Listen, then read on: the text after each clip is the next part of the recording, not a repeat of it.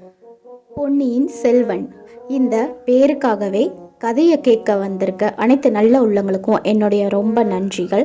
இந்த கதையை நான் உங்களுக்கு சொல்கிறது தஞ்சை மண்ணிலிருந்து சொல்கிறேங்கிறதுல ரொம்ப பெருமைப்படுறேன். வாங்க கதையை கேட்க ஆரம்பிக்கலாம். ஆடித்திங்கள் 18ஆம் நாள் முன்மாலை நேரத்தில் அலைக்கடல் போல் விரிந்து பறந்திருந்த வீரநாராயண ஏரிக்கரை மீது ஒரு வாலிப வீரன் குதிரை ஏறி பிரயாணம் செய்து கொண்டிருந்தான். அவன் தமிழகத்து வீர சரித்திரத்தில் புகழ்பெற்ற வானர் குலத்தை சேர்ந்தவன். வல்லவரையன் வந்தியத்தேவன் என்பது அவன் பெயர். நெடுந்தூரம் பிரயாணம் செய்து அழுத்து களைத்திருந்த அவனுடைய குதிரை மெல்ல மெல்ல நடந்து கொண்டிருந்தது. அதை பற்றி அந்த இளம் வீரன் சிறிதும் கவலைப்படவில்லை. அகண்டமான அந்த வீரநாராயண ஏரியின் தோற்றம் அவன் உள்ளத்தை அவ்வளவு அழகாக வசீகரித்து இருந்தது.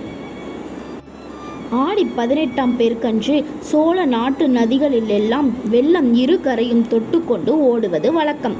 அந்த நதிகளிலிருந்து தண்ணீர் பெறும் ஏரிகளும் பூரணமாக நிரம்பி கரையின் உச்சத்தை தொட்டுக்கொண்டு அலைமோதி கொண்டிருப்பது வழக்கம். வட காவேரி என்று பக்தர்களாலும் கொள்ளிடம் என்று பொது மக்களாலும் வழங்கப்பட்ட நதியிலிருந்து வடவாற்றின் வழியாக தண்ணீர் வந்து வீரநாராயண ஏரியின் பாய்ந்து அதை ஒரு பொங்கு கடலாக ஆக்கியிருந்தது. அந்த ஏரியின் 74 கணவாய்களின் வழியாகவும் தண்ணீர் கும்மு கும்முவென்று மாய்ந்து சுற்றுப்பக்கத்தில் நெடுந்தூரம் நீர்வளத்தை அழித்து கொண்டிருந்தது. அந்த ஏரி தண்ணீரை கொண்டு கண்ணு கெட்டிய தூரம் கழனிகளில் உழவும் விரை தெளியும் நடவும் நடந்து கொண்டிருந்தன. உழுது கொண்டிருந்த குடியானவர்களும் நடவு நட்டு கொண்டிருந்த குடியான பெண்களும் இனிய இசைகளில் குதூகலமாக ஆங்காங்கே பாடிக்கொண்டிருந்தார்கள். அதையெல்லாம் கேட்டுக்கொண்டு வந்தியத்தேவன் களைத்து இருந்த குதிரையை விரட்டாமல் மெதுவாக போய்கொண்டிருந்தான். ஏரிக்கரை மீது ஏறியரிலிருந்து அந்த ஏரிக்கு 74 கணவாய்கள் உண்டு என்று சொல்லப்படுவது உண்மைதானா என்று அறிந்து கொள்ளும் நோக்கத்துடன் அவன் கணவாய்களை எண்ணிக்கொண்டே வந்தான். ஏறக்குறைய 1.5 காது தூரம் அவன் அந்த மாபெரும் ஏரிக்கரையோடு வந்த பிறகு 70 கணவாய்களை எண்ணியிருந்தான். ஆஹா, இது எவ்வளவு பிரம்மாண்டமான ஏரி! எத்தனை நீளம், எத்தனை அகலம்! தொண்டை நாட்டில் பல்லவ பேரரசர்களின் காலத்தில் அமைத்த ஏரிகளை எல்லாம் இந்த ஏரிக்கு முன்னால் சிறிய குளம் குட்டைகள் என்றே சொல்லத் தோன்றும் அல்லவா? வட காவேரியில் வீணாக சென்று கடலில் விடும் தண்ணீரை பயன்படுத்துவதற்காக மதுரை கொண்ட பராந்தகரின் புதல்வர் இளவரசர் ராஜாதித்தர் இந்த கடல் போன்ற ஏரியை அமைக்க வேண்டும் என்று எண்ணினாரோ, எண்ணி அதை செயலிலும் நிறைவேற்றினாரோ, அவர் எப்பேற்பட்ட அறிவாளியாக இருக்க வேண்டும்!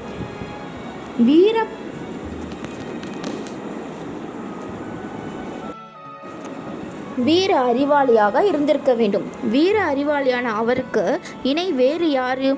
தக்கோலத்தில் நடந்த போரில் தாமே முன்னிலையில் யானை மீது ஏறி சென்று போராடினார் அல்லவா?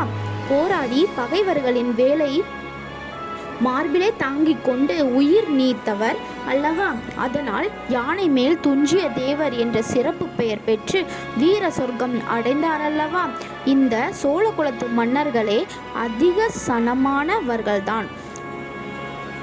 அவர்கள் வீரத்தில் எப்படியோ அப்படியே அறத்திலும் மிக்கவர்கள், அறத்தில் எப்படியோ அப்படியே தெய்வ பக்தியிலும் சிறந்தவர்கள். இப்படியெல்லாம் எண்ணிக்கொண்டு வீரநாராயண ஏரிக்கரையின் தென்கோடிக்கு வந்தியத்தேவன் வந்து சேர்ந்தான்.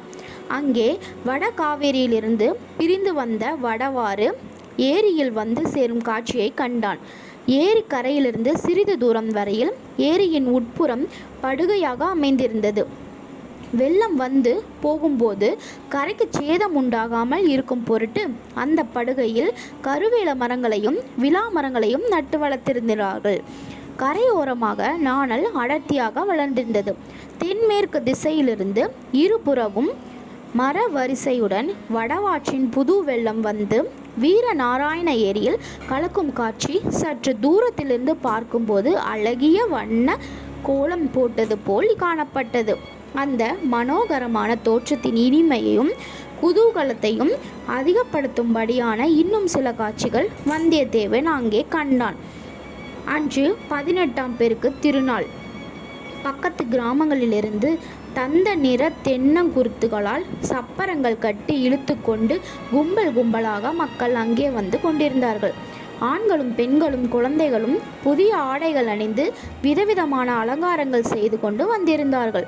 பெண்களின் கூந்தல்களை தாழம்பூ, செவ்வந்திப்பூ, மல்லிகை, முல்லை, இருவாட்சி, செண்பகம் முதலிய மலர்கள் கொத்து கொத்தாய் அலங்கரித்திருந்தன. கூட்டாஞ்சோறும் சித்திரான்னமும் எடுத்துக்கொண்டு பலர் குடும்பமாக வந்திருந்தார்கள். சிலர் ஏரிக்கரையில் தண்ணீர் ஓரமாக நின்று கொண்டு சித்திரா அன்னம் முதலானவற்றை கமுகு மட்டையில் போட்டுக்கொண்டு உண்டார்கள். இன்னும் சில தைரியசாலிகள் சிறிது தூரம் தண்ணீரில் நடந்து சென்று வடவாற்றங்கரையை அடைந்து அங்கு நின்றபடி சாப்பிட்டார்கள். குழந்தைகள் சிலர் சாப்பிட்ட கமுகு மட்டைகளை கணவாய்களின் ஓரமாய் எறிய அந்த மட்டைகள் கணவாயின் வழியாக ஏரிக்கரைக்கு வெளியே வந்துவிட்டு ஓடி வருவதைக் கண்டு கைகொட்டி சிரித்தார்கள். ஆடவர்களின் சில வம்புக்காரர்கள் தங்கள் காதலிகள் கூந்தலில் சூடியிருந்த மலர்களை அவர்கள் அறியாமல் எடுத்துக்கொண்டு கணவாய் ஓரத்தில் விட்டு ஏரிக்கரையின் மறுபக்கத்தில் வருவதை கண்டு மகிழ்ந்தார்கள். இதையெல்லாம் பார்த்து கொண்டு சிறிது நேரம் வல்லவரையன் அங்கேயே நின்று கொண்டிருந்தான். அங்கு நின்ற பெண்களில் இனிய குரலையுடைய சிலர் பாடுவதையும் காது கொடுத்து கேட்டான். அவர்கள் ஓடப்பாட்டும் வெள்ளப்பாட்டும் கும்மியும் சிந்து பாடினர்கள். மிகுந்த குதூகலத்துடன் பாடிக்கொண்டிருந்தார்கள்.